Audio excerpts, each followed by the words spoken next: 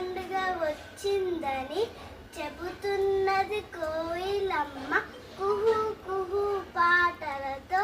ఉగాదికిదే స్వాగతం, వేపపూత గోబాలింపు, మామి పిందె నిగారింపు. తెలుగువారి ఇళ్లలోన పండుగ సందడి నింపు. ద్వారాలకు పచ్చని ఆకు తోరణాలు కట్టండి. శుభదినమీ నాడు మంచి పనులు మొదలు పెట్టండి.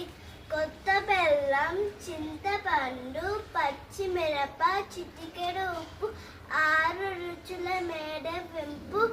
ఉగాది పచ్చడి ఆరోగ్యానికి ఎంతో మంచిది, సేవించండి. ఇష్టమైన రుచులన్నీ కలిసిన మృష్టాన్నాలను భోంచేయండి. ఉగాది శుభాకాంక్షలు.